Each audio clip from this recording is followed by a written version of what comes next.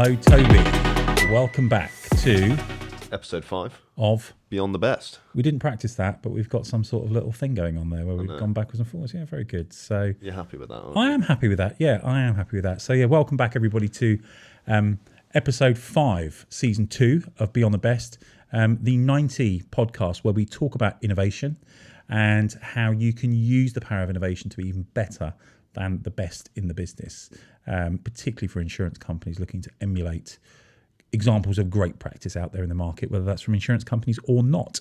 So we have got another admittedly quite insurance-y topic to talk about today. And I know we're an insurance focused business, but I think some of the things we've been talking about this series have been much more insurance-y, but also I think hopefully will provide a lot more insight to insurance companies about what great practice looks like and actually what some of the motivations for some of these different models are. So today, Toby, we are talking about usage-based insurance.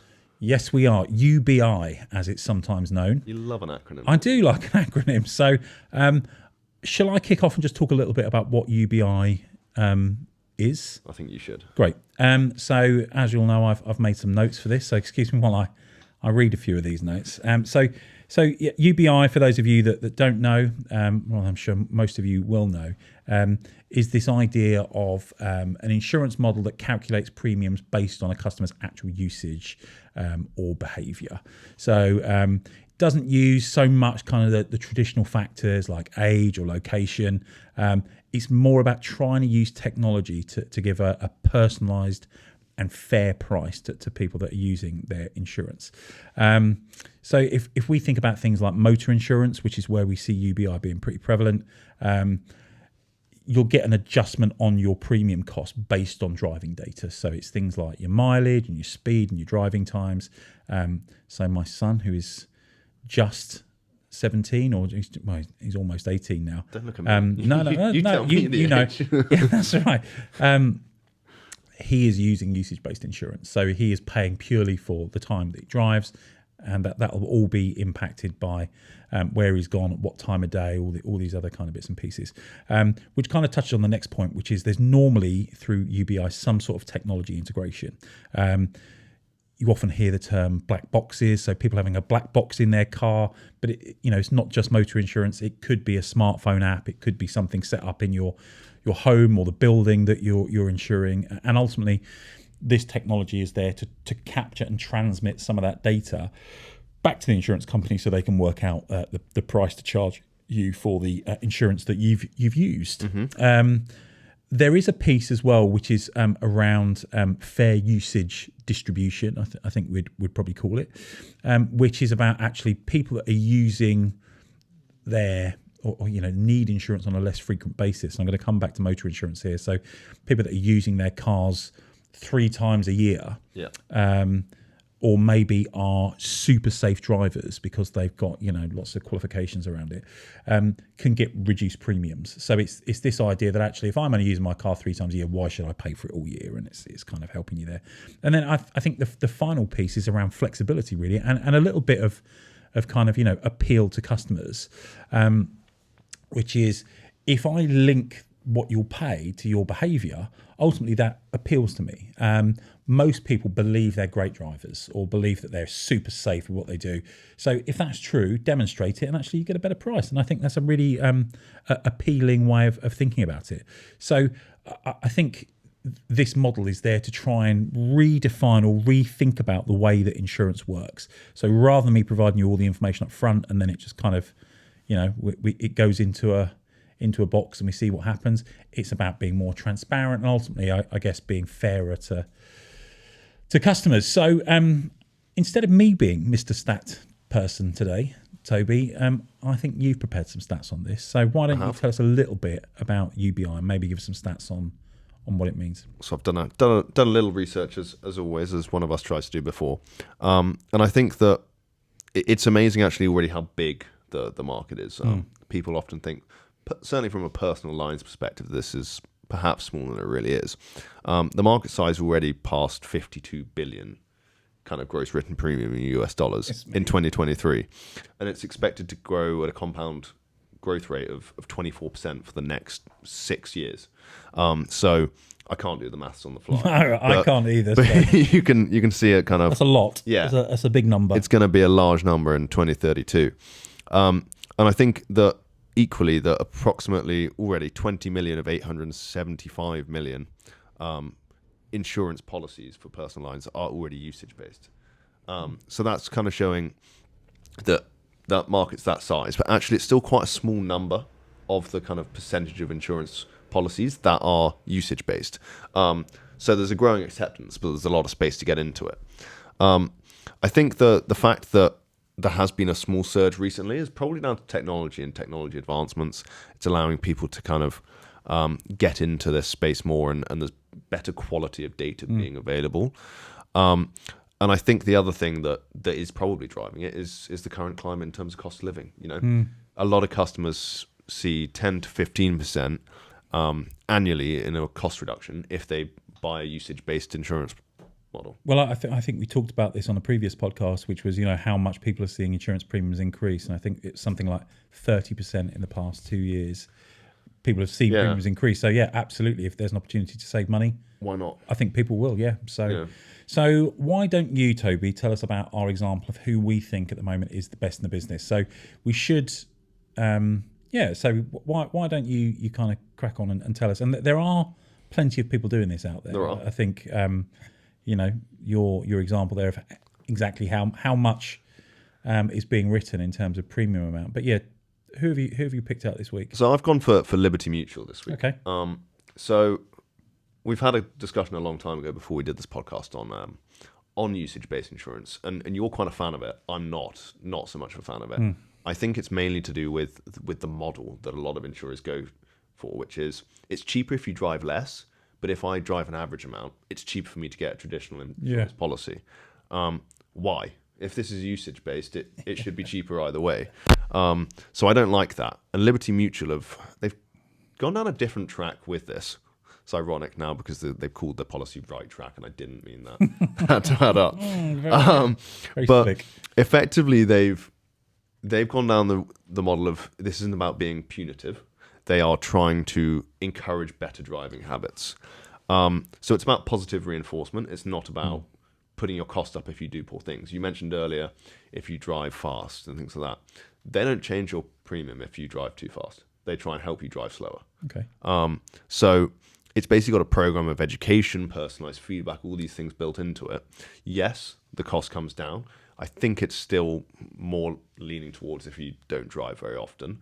But what they are trying to do is they're basically trying to provide those financial incentives if you follow the behavior in terms of learning, rather than whether you're just inherently, you know, a great driver or a poor driver. It's saying we're going to make you a better driver because it's in their interest. Obviously, it reduces their risk, the better underwriting.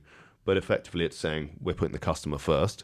We're going to look at what they want to get out of this, and we're not just going to say this is all about proving you're a good driver and giving you a discount for it. So I think it's a bit different to a lot of the other policies. It's super interesting, and I think one of the things that I agree with is that it can be punitive. You're right, which is, you know, I feel like I can see why it's attractive, and I am a fan, like you say, of UBI, particularly because it feels fair, which is you get what you pay for. Yeah.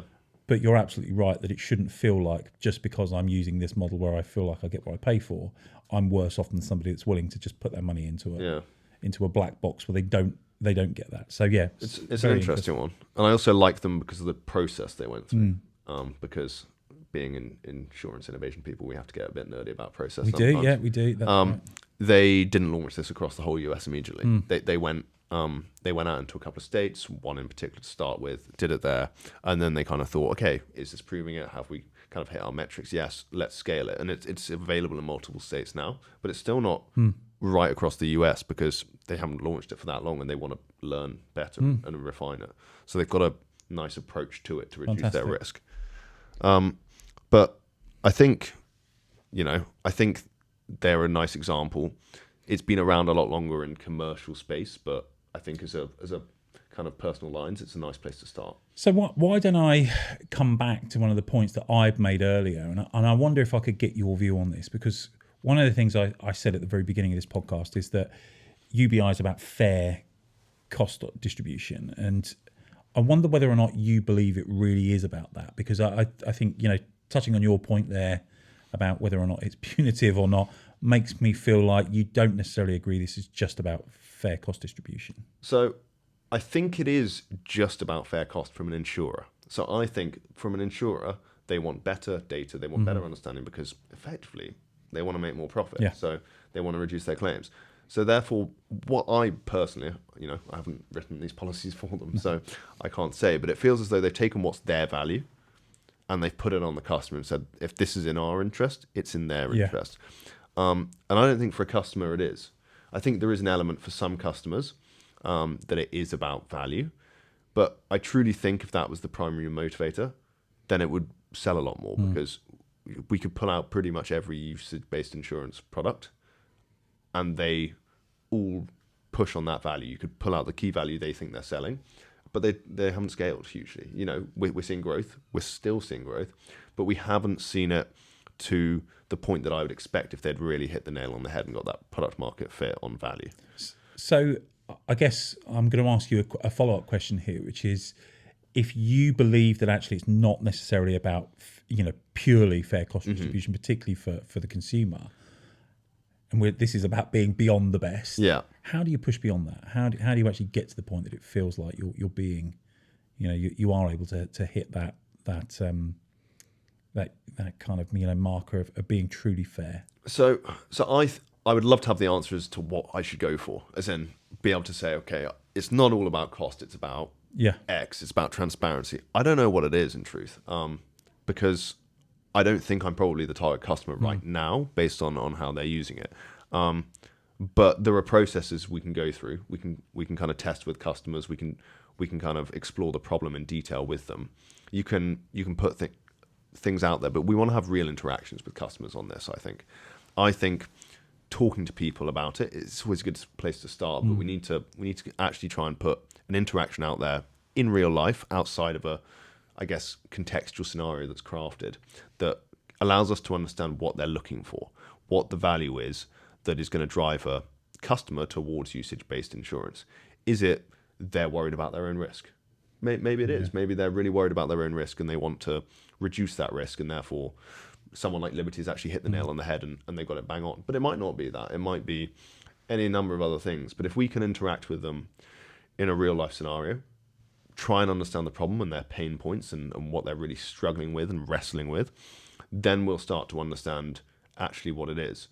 I could be completely wrong. Yeah. It could be about cost, but I don't feel like we understand these customers well enough. Well, I think this is really important. I guess in the spirit of innovation, what we're saying here is this potentially isn't about fair cost distribution, but actually that's maybe not what matters. Maybe there's a whole bunch of other stuff that would drive people to use this, or to start thinking about potentially using it.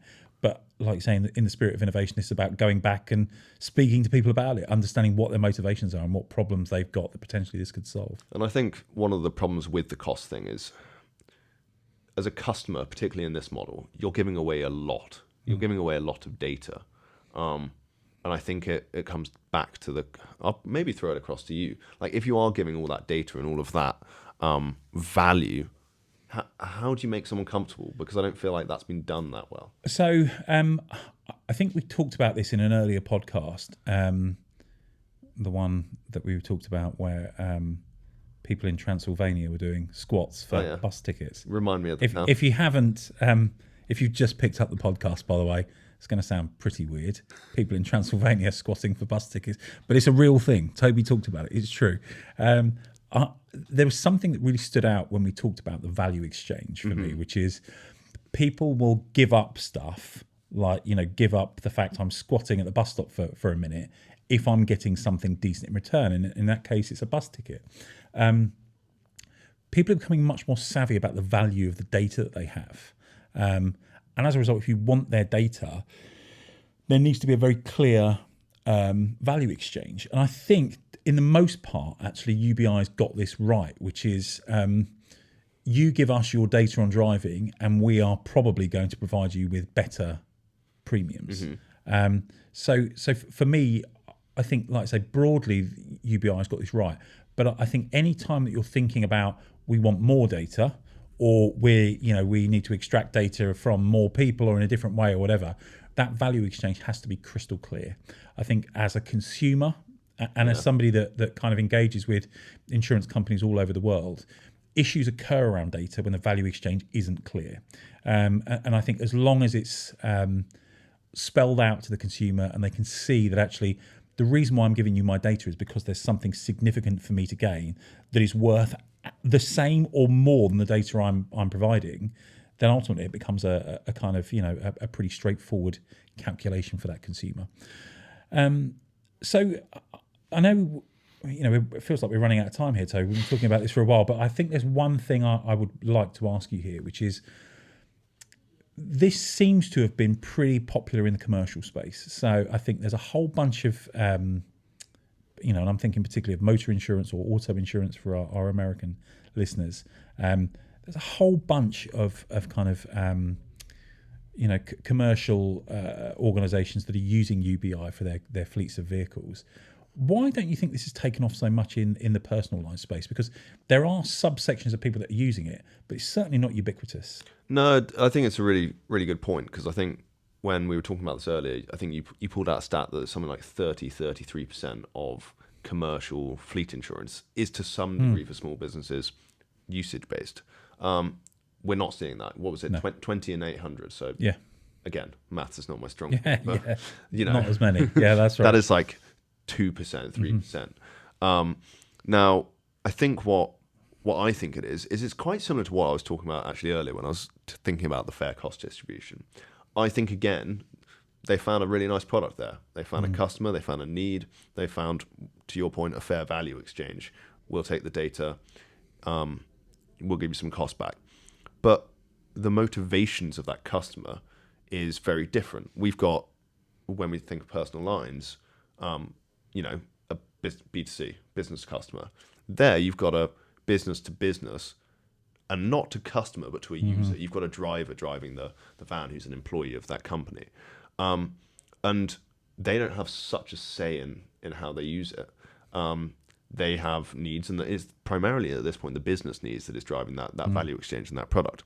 And I think what insurers have done is taken that and think we can scale this across to someone else. They drive cars, they're the same person. We talk about it a lot. You'll kind of preach to everyone about it, and it is so true. Different customers have different needs, and you've got to kind of get into that context. I think it's that issue that it's been, how do we scale this? Where can we scale this? Yeah. Rather than thinking what fundamentally at its core is a really nice idea. Usage-based insurance as a principle is great. I think there's a real kind of like heart in there that can be used, but what it needs to be done is properly adapted. So you need to strip it back. You need to go work backwards. You need to say, we have the solution. What is the problem we're solving for the customer? Yeah. We're talking about it again, kind of like problem solution value. What are the needs? And then work out how you need to change the solution, because it's going to need tweaking to meet a different customer with a different customer need. And that value is going to be different because you're solving a different problem. And I'm guessing if I were to ask you whether there's a specific tool or technique that might allow us to do that, I mean, I know earlier on we've talked about actually it's just about talking to people, but I wonder whether there's anything that you would necessarily suggest in this space that just allows you to understand a little bit more about those customer needs. So in terms of that, you can use things to do with like jobs to be done framework. It's really helpful. There are some great books. There are people a lot cleverer than us out there talking about it. But things that start to map it out into processes, we talked about it in this season already, but things like the problem canvas can be really great for getting into those needs. It starts to break it down and step it out and put it in someone's real life. I think the further away you can get from insurance as a product and as an experience to when do they use this product in their life, the better, because that's what products are for. They solve a need. They do a job for me. They don't, I'm not going, I need to go out and buy insurance. I am with car because it's mandatory. Absolutely, yeah. But that's it. Absolutely. I think you're right. It's about when do I need that protection in my life and what does it mean to me? Yeah. Okay, so why don't we wrap up, Toby? Because I think, it's been an interesting discussion and certainly some things in there that I wasn't expecting. I guess one of the things that's been kind of crystal clear to me, I think, as we finished up, is that customers have got different motivations. And I think UBI feels like a relatively blunt instrument, which is people that want to save money can give us their data and they'll get it cheaper. Yeah. But I think what we're saying is it's probably not as easy as that. And that's, if you want to get a UBI product to scale, the way to do it is probably to understand the different motivations of people and to be able to provide solutions or value propositions for that whole gamut of things. That really stands out to me as something that's super clear. I think the other one that really stands out to me is this it shouldn't just be about saving money. The point that we just talked about a minute ago was kind of, remove yourself from the insurance product as much as you possibly can from the transaction and think about kind of how does an insurance company use that data to make people safer, to prevent things from happening in the first place, to provide them with insights and minimize that risk. So is there a way that you can produce a product or service that isn't just give us data and we'll give you a cheaper price, but absolutely, could you give us data and we provide you with the safest possible experience as a driver, as a homeowner, as a business owner, whatever that might be. And I know that's a big challenge, but it's absolutely a challenge I believe the insurance company should tackle, which is, UBI might be fantastic at gathering data and providing great prices, but there's an opportunity for you to do something more preventative than that, something that really helps people offset risk. Yeah, and I think like that point you pull out, that's Liberty are doing that well. That's why I like them. It feels a very in the insurer's interest at the moment, that value exchange of we'll take your data. Once we've read that data, analysed it, it will either we'll put the cost up, we'll go, great, we've saved some money. There's nothing back, whereas what you're talking about with the preventative services gives something back. It thinks about what does the customer want. And I think it all comes down to, as with kind of most innovation, value exchange. If there is a value exchange with a product, it needs to be fair. Otherwise, customers won't be interested in it. They want to see that reciprocated. They want to see that kind of, if I give you something, you give me something back. And I think there's a real space in the market for usage-based insurance that really, truly does that. And then perhaps we'll see the 33% in the personal lines or different lines other than motor and auto that actually really start to drive up engagement and use of it. Fantastic. Thank you for that. I've enjoyed talking about usage-based insurance. I know it's another insurancy one, but I almost feel like this is one of those topics where there's a product or service that's actually doing something for a very small section of people, but there's a huge opportunity, if innovated, that it could be something much more relevant to a much larger group. So thank you very much again, Toby, for your time today. And we will see you, more people will see us both, on the final episode of this season. We're stepping away from insurance and we'll leave the info on that one there. Exciting times. Thank you very much, Toby, and thanks everyone. Thank you.